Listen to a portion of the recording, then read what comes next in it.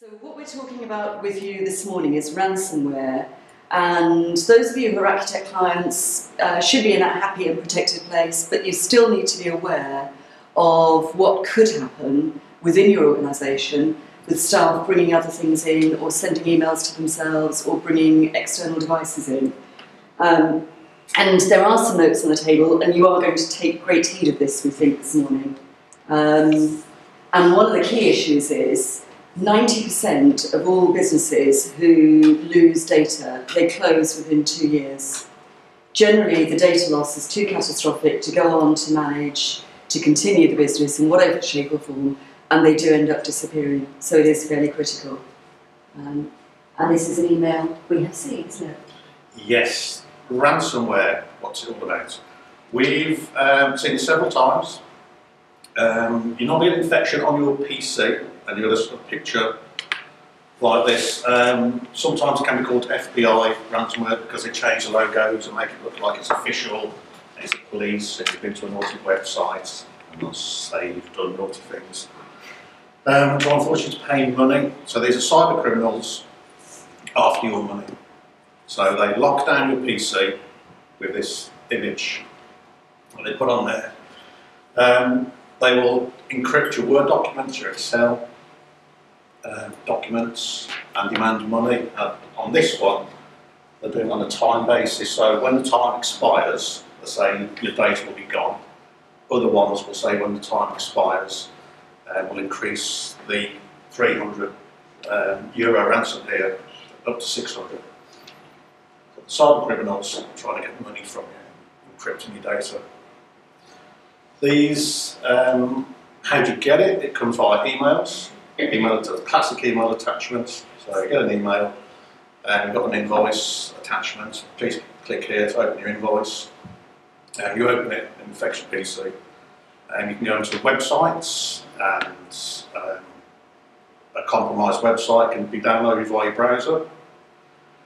Infect your PC. Once your PC is infected, it can look on the network and look for other people's PCs. You can go into your server.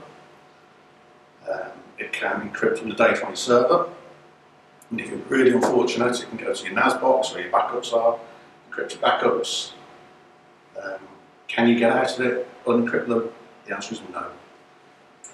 Which is so scary. So scary.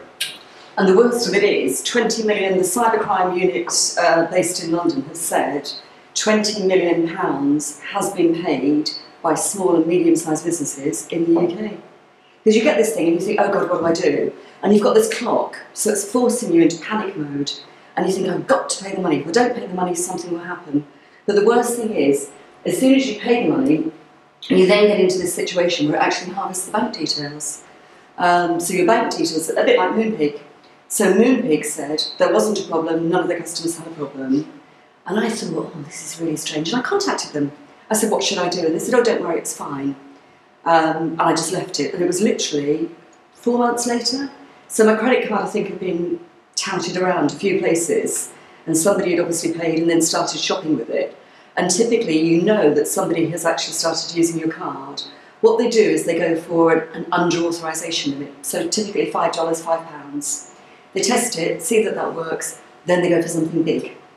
And the worst of it is some banks, depends on the bank, and depends on who the card provider is. Some will say, yes, okay, we can see that that isn't you, that's fine. Others will turn around and will say, well, you haven't actually been responsible here. TalkTalk actually said at the weekend that they didn't have a legal duty to encrypt their customers' data.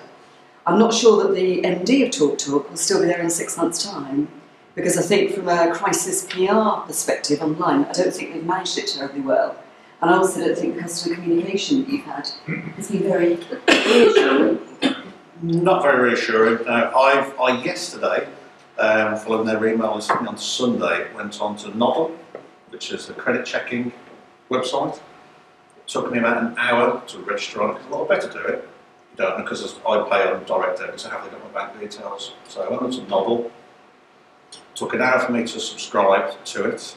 I then logged back in, subscribed to their free £20 weekly checking. So the idea is that if they have got my bank account details, I'll get an email every week saying someone's done a credit search or you've opened a new credit card. And that's what TalkTalk are offering to me as a end user at present. They don't know what data's gone this time, so they think it was the front end of the website was hacked, so not the back end where all the information's held. It was done via the old-fashioned denial of service on their portal where you log into see my account. So they sent lots and lots of information to the website and made all the IT staff or the security staff go, oh my God, what's going on? And they've diverted them to go and look at the website, see why users can't log on, and get to their information. And while that's happening, they've then allegedly done an SQL injection. So both of these technologies that they're using, or holes in computer systems, are real old technology. We all know about them in the IT industry, and they've gone and TalkTalk haven't updated their systems to prevent them happening. So they've done an SQL injection which dumps the database. So they can send a command to a database server and they can pull information out of it. So that's where they've grabbed all the information. So they think it's email addresses, allegedly you paid on Visa cards, credit cards, they haven't got the middle digits in there. Wouldn't be too difficult to get those though, would it? Because if you've got a computer program, if you've got an algorithmic program, all you've got to do is just say match those middle 4 digits. You just run a program and keep doing it until you hit it. And you could hit it and it wouldn't necessarily take you that long. Absolutely. So, but the other issue is when a lot of this occurs, it may look like it's an email from somebody you know. So I have somebody that sends me documents through Google Docs quite frequently. And they sent me an email and I thought, oh, that's a bit terse. It just said, you know, there's a document waiting for you from Tracy. And I thought, oh, I need to get it. And I clicked on it, couldn't open it, clicked several times. I was logged into to Google at the time, to my Gmail account. And I then phoned Tracy to say, I can't get this document. She said, oh, don't do it, I've been hacked. And I thought, oh no, do I need to do anything? And of course, what I needed to do was to change my password instantly. That's always the first thing you do every time, change your password. I needed to do it straight away. But the phone rang or something else happened and I didn't get round to it and I left it for a week. And I thought, oh yes, I must change my password. And there's always this challenge these days where the passwords are becoming more and more complicated. Or you're trying to make them more complicated, because I think we looked at it, was it 2 years ago, the most common password in England after password was 12344321. Still is. It still is. Which is quite worrying, really, when you consider all the hacking that is going on and the fact that this is now an entire business in its own right as well. But it's that thing where you get something from somebody you know, and it looks like it is actually true, and it looks like it is valid. So what I've done is I said to them, if I send you something and it doesn't have a pleasant greeting in the email, it's not for me. And again, in your workplace, you would probably do the same thing and say, we're not going to send something out that hasn't got the proper signature, that's just got a first name only. You might say, if it's not pleasant, if it looks a bit rude, a bit terse, a bit offhand, just don't open it. And that's the safest way to do it. Because what then happens is, in my situation there, it went through all my, went through my address book, and it then sent the same email to everybody in my address book. And the worst of it was, the scary thing was, I'm a member of a couple of fairly large professional associations. I don't even think one of them had a firewall in place, because it sent the email to 11 people in the organisation, and they all tried to open it. And you're thinking, oh, this is a disaster. This is why you always put this bit of blurb at the end of the email, which says, I'm not responsible for anything that you get from this email if you open it, type thing, although it doesn't really matter. So this is the issue. I'd just like to mention, on the TalkTalk, the scary thing about it is you think that these are big organisations that are hacking multinationals. They're not. According to the news this morning, it's a 15-year-old boy hacked TalkTalk in Ireland. With ancient technology that I saw in the last James Bond film. They definitely did that when they did the whole denial of service, where you see everything moving in there. And it is that thing where you don't like the attention. Yeah, dry decks is a frightening one. Again, this is old stuff, but it's getting through. So this is a virus or a malware, maliciousware, and it's just keylogger. So it's just logging to what you're typing on the keyboard, it's just logging it. So when you go to www. Lloyd's TSB on NatWest, it's sending this information off to a PC or server somewhere, and they're scanning it and looking to see what your login details are. And some of the more sophisticated ones will take screenshots as well and email them up to the website so they can get to you in the background so you don't even know it's there. Which is a challenge. But the biggest issue is small and medium-sized businesses are much more likely to pay up because they fear it's a specific threat that they can't manage, and if you pay up it'll be fine. Yeah, what we've picked up the last couple of months is some very clever emails that are going around, and they're calling them spear phishing. Tracy and I had a conversation, received one yesterday. I had one about a month ago. It was an email directly to Carol, who looks after our accounts, saying, Carol, please transfer some money for me, pay a bill. And so Carol, it's come from, it's got my email address on, so it's come from the MD to the person in charge of finance, saying please transfer some money to an account. They're very, very sophisticated, so they're working out who's the MD, who's doing the accounts, and it's getting through all systems because there's no attachment on it. So there's nothing there for the systems to block it. It's directed at me, also from Carol, so it's going through all the systems. How does the computer system know it's not legit? They can't do it, so they're getting our information. It's frightening when you first get it. You think, oh God, what's going on here? You think you've been hacked, PC. So they get these public domain stuff. They can get my details. They can ring the office. They can look on the website. They can quite easily get the information. So it's you haven't been hacked. It's just that they're getting more sophisticated. So what did Carol do? Fortunately, she called me. What do you want me to transfer? Where? What? Why? This is a normal process. I said, I haven't sent you an email. She forwarded me the email. I said, yeah, that's spam. Like last at the time. Spam. Never had a couple more since. And had some clients calling in. One was yesterday from self-tracing. Yeah. And then, yeah, frightening stuff what they're doing and how clever they're getting.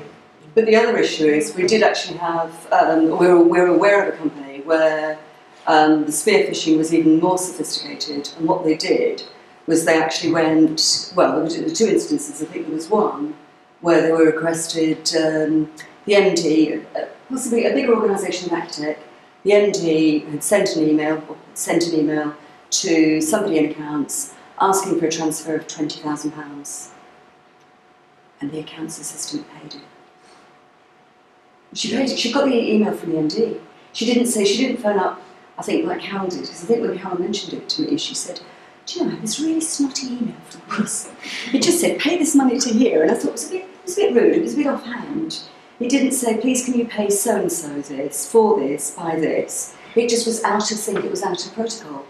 Whereas if you're a more junior accounts assistant and you get an email from the MD, do you, if you're 23, 24 and you're working in accounts, do you phone the MD? And do you say, do you really want me to pay this money? You probably wouldn't. And in this case, the other lady in question didn't. Yeah, she paid the money. Yeah, this one, she actually paid the 20k. They found out the same day that she paid the money for the MD, the owner. And we were really, really fortunate. The 20,000, with the Royal Bank of Scotland, the 20,000 went from Royal Bank of Scotland to the criminals in Royal Bank of Scotland. They don't know where your bank is, but you got transferred to Royal Bank of Scotland. When they rang the bank up, because it was still in their system, they stopped the payment and gave them back the money. Allegedly, whether the money actually got to the criminals, I don't know, but they gave it back to the business. 20k. But it's not a story that Royal Bank of Scotland was just sharing. Yeah. So that was one, and we had another one which isn't so much ransomware, but it's how intelligent they're getting. We've had one where they've generated the letterhead of a company, So they've gone to the website, taken the logo, taken their address, which wasn't exactly right. The way they've done the letterhead, they sent the letter to the clients. So then please note our bank account details have changed from the old one to the new one. Here's the new bank account details. And they've sent it out to the people they found on the website, which was all their case studies. And they lost tens of thousands of pounds. People actually paid the criminals the money. It's all fraud. It's all different types of fraud. And the thing with some fraudsters, they're getting very, very sophisticated. But to actually go to the effort where you go onto a website, you copy the logo, you look at who the clients are, you send out a letter, and how many clients would ring up and say, "Oh, morning, Chris, have you really changed your bank account?" You probably wouldn't. So it's one of these things that if you've got contracts in place with people, you do need to say to them, if we ever did change our bank details, I would personally telephone you. But obviously, if you've got hundreds, you say, we would send you a 2-letter process, or we'd do something in there that would be more sophisticated than just a letter. And the letter arrived, and because it arrived in the mail as opposed to by email, interestingly, traditional old-fashioned direct mail is working incredibly well at the moment. You nearly take it more seriously. Because we get so little of it, because we get so much email, it's nearly, oh, we've got a letter. So it's this surprise of having a letter, and it's obviously official, it's an instruction, it's got the logo on. You might think, well, the logo doesn't look very good, but you wouldn't ring and say, didn't think the logo looked very good in your letterhead, you'd probably just follow the instructions, and that's the issue. And this is occurring at the moment, every day, every hour, with businesses all across the UK. It's just because we're much more open about what we say on our websites. And equally, if you did take off all your client names and your case studies from your website, there would still be somewhere else. You'd go onto LinkedIn, you could interrogate LinkedIn, you could interrogate other databases, and all you need is 3 or 4 clients, and you just need one to pay, I think in this situation, one to pay 30,000, somebody else to pay 20,000, that's all you're looking for. So you're looking for that, and it soon then adds up, and you just move on to the next company. And as Chris said, they're emails. But the other issue is a lot of these can be embedded as a zip file that you wouldn't necessarily use. So somebody sent you a big document, or it's a big document from the MD. That, in theory, could be blocked by your antivirus and your firewalls. The thing that wouldn't be blocked is the email that Chris has sent to Carol that looks genuine. But a quick question for you. How many people have got more than one email address? They've got maybe a work email address and so how many have got 3 email addresses? Maybe a work and how many have got more than 3 email addresses? A few of us do. Yeah. It's that thing, isn't it? It's not that difficult to set up those additional email addresses and to do the forwarding. In the same way, what these cyber criminals are doing, they're mimicking sent from in exactly the same way. So it looks totally genuine. And it's not that difficult to do. And the issue is, it's also not just Windows. This is one of the big changes. It always used to be that if you worked on Macs, you worked on Apples, you were okay. Not anymore. Not when it's sent as a simple email. And not when it's sent as an email where you click through to this website, because that takes you out of the Apple safety zone. And it's also occurring on Android phones. These are the big issues. When Apple was doing a big update recently and delayed it for a few days, the theories were, on all the various sort of spoiler websites, that the reason it was delayed is because somebody discovered there was a backdoor in there and there was an easy route to hacking in, so they had to close it before they released it. So it is a major issue. Yeah, there is some ransomware going around that actually you get the pop-up, so it could be on your iPhone or your iPad. It's not actually ransomware, it's just got a pop-up on there telling you to pay some money, saying that your machine has been compromised. So they're trying to get you to pay them cash, and it's not, they haven't done anything with your data, so it's still all there. Some of them are even asking you to send a text message for a premium rate text message for $10. But it will soon add up for them. We're doing it for hundreds of thousands of people.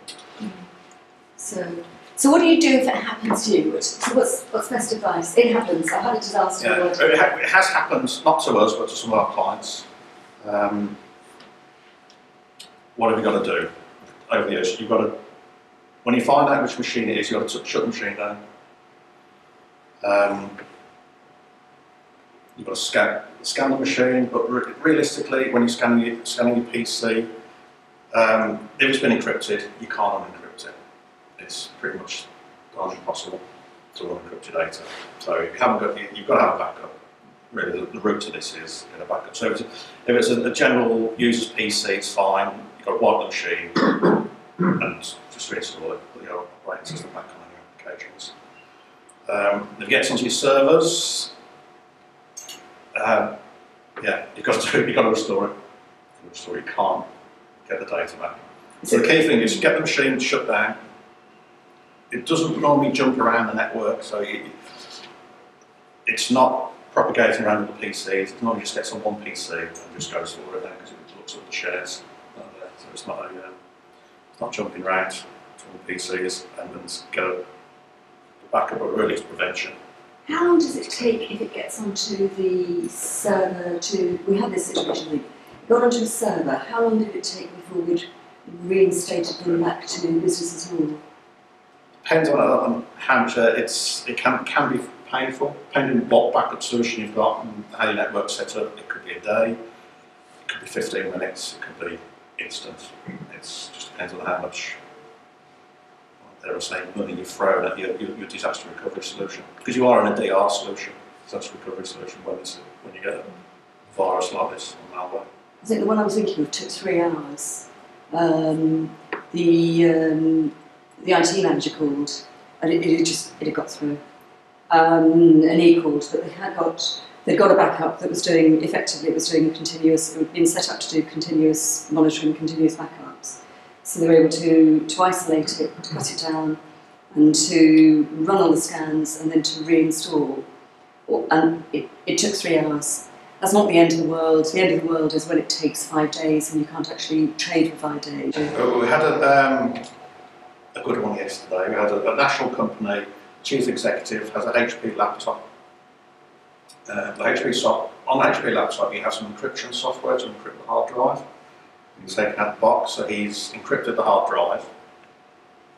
It gives you lots of warning messages. Sure you want to do this? Absolutely, we need to put the encryption key through the USB stick in.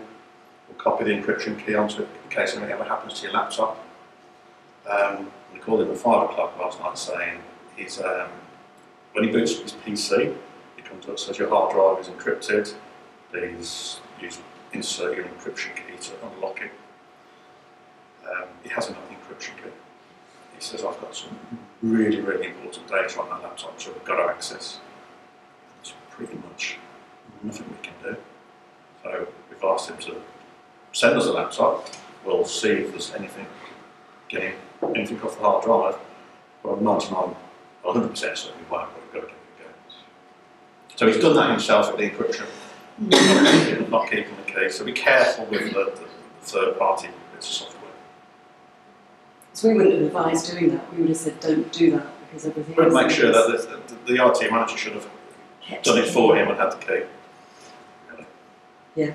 So you do it yourself. It's a bit like you forget your password, you can get a new password, but if you can't get online, you can't get that new password. So what do you do to prevent? How can you prevent it? So if you imagine it hasn't happened, how do you prevent it? The best way to do it is start with an anti-spam solution. So if you've got attachments, hopefully the anti-spam will block it.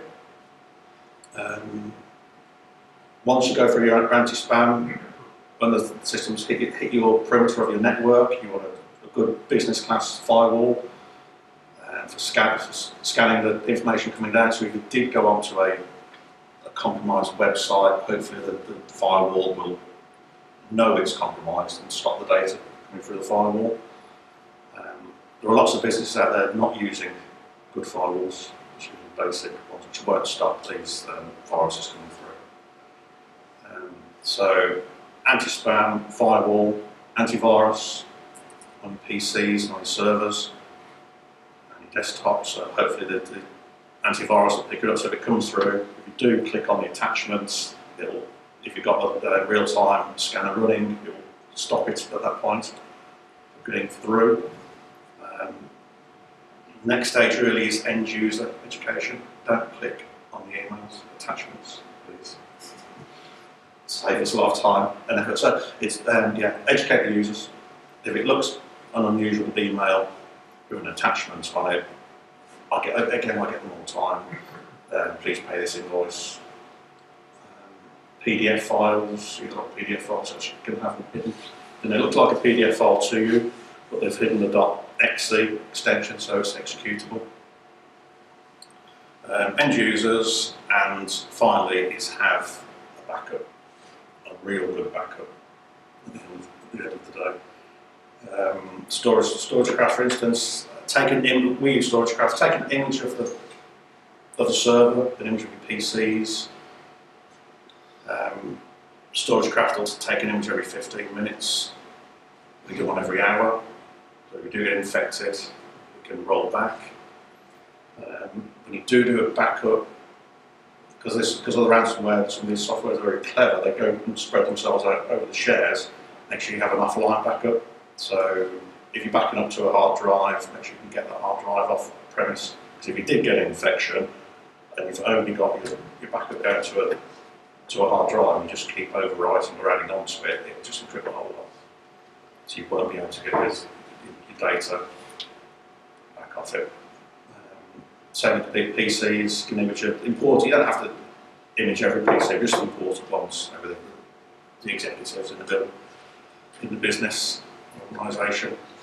It's some of the key ones. And one last one is keep the systems up to date. If TalkTalk have had their servers, the Microsoft security updates on their servers, this 15-year-old on Wednesday wouldn't have been able to do an SQL injection command into it because it's been known for years. It's systems, it's got the holes in. So keep your updates. It doesn't have to be every, once a month, once a quarter. We do go crazy with it every week because it does slow the systems down and the end users will complain we keep updating all the time. So what happens is when there's a security hole in the system, it filters through to the criminals. It takes a while to get through. So a month and 3 is fine. Not 7 years, like talk. Or like Co-op Bank, which their system, apparently they're using a system back to the 1970s. And like most banks in the UK, they're probably getting hacked on a daily basis. So what they've started, I don't know if anybody banks for the Co-op, I do, but what they started doing is they started putting more pop-up windows, and the pop-up windows are to try and stop this happening, because every new window is a new gateway, is a new door blocking it, and that's what they've started to do, and they keep introducing more and more of these to try and stop the hackers going through. Royal Bank of Scotland, NatWest and others have had issues in the last 12 months where the systems have gone down for a day and they all say, oh, it's a computer error. They've been hacked. They've been hacked. But they don't want to say, you don't want to be there and be Royal Bank of Scotland and NatWest or Barclays and say we've been hacked. So what you do is you say we've got a computer problem, you blame somebody. They always blame somebody in the IT team. They always do that. Why do they do that? They always blame the poor guy in the IT team who is trying his hardest or her hardest to actually get this solved and sort out the issue, but they always end up carrying the can for it. The chances are they've been hacked. Any companies you hear about where the systems are temporarily down at the moment, and the Co-op had those 6 months ago, they were down for 2.5 days. It wasn't the month end, so it didn't make national news. It's only when it's month end it makes national news, because that's when people's salaries and everything and bills go through, and that's when it has greatest impact. So during the middle of the month it has less impact, which is obviously an attractive time for hackers to have a go. But every single major company out there is a target, and vigilance is absolutely critical. And as Chris said, user education is a key part of it. It's a key part of it, letting everybody know in your, within your organisations that actually if you get something and you're not sure, just don't.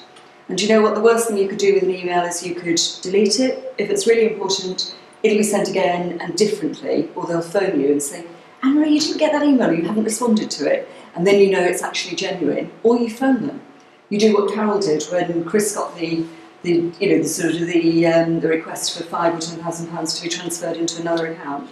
She phoned and said, I wasn't very happy with your tone of voice in that email. I think they were the exact words she said. And it was at that point she thought, there's something here that doesn't look right, and she felt uncomfortable about it. But she's senior enough to actually check, whereas that 23, 24-year-old person who's in the accounts team may not have the confidence to do that, and may just take it as read, that it's a standing instruction. And if you've got a scary director, or if they think they're a scary director, they will just go ahead and do it. So that's also one of the other challenges. There's a couple of other ways you can protect yourselves. And this is going back a few years ago. When we first had anti-spam software, do you remember it was all getting dumped in quarantine and it was sitting there? The newer software now is pretty much quarantining most stuff, so you're having to trawl, unfortunately trawl through your anti-spam, if we want to call it a sandbox, to check to see, so you can actually open your emails on the anti-spam server out in the cloud and look and see what they are, and if you think it's okay, you can look through the system and unjunk it. So unfortunately I think our way of working will change over the next few months or year or so. We're going to have these lots of junk folders here to go and look at. And previously, last year I was opening emails on the phone, so because the phone it's a bit more difficult for them to get the malware onto it. So I was opening it on the phone, and if it was dodgy, you couldn't infect the phone. But now we're getting more intelligent. The phones of, for instance, my phone is Office 365 or OneDrive to access to the drive, the data. Sort of Windows 10. They haven't, well, Windows 8 at the moment will be Windows 10. I'm sure they're going to work out a way to infect my phone, get ransomware on it. If it does, then it can get back into the office, or into the cloud, into the data store. So it is evolving, and they're getting cleverer. But the good news is, you've got your backup in place, and that will then protect you, because you can restore everything to a point at which everything was okay. That's the one critical thing. So backups have never been more important than they were previously. And it's this thing where it's worth actually checking your backups every now and then as well, because that's one of the things that does occur. People do a backup and you think it's okay, and it might not be okay. So every now and then it's actually worth having a look at the backup to see what's on there and is it actually functioning correctly in case you do need it. But finally, I'd just like to say, if you've got questions, I hope we haven't scared. Well, I do hope we've scared you. We really thought we wanted to make you aware. We thought you needed to be aware. You needed to know what was there, and you needed to know what you could do to make sure it doesn't happen to you, or if it does, you know the steps to take. There is a little card on the desk in front of you, which has got the what to do if, and on the other side, how to prevent. If you need more of these, we've got them. If you want to hand them out to all your staff, we can get those to you. But it's one of those things where it's absolutely critical that user education is involved in the IT process.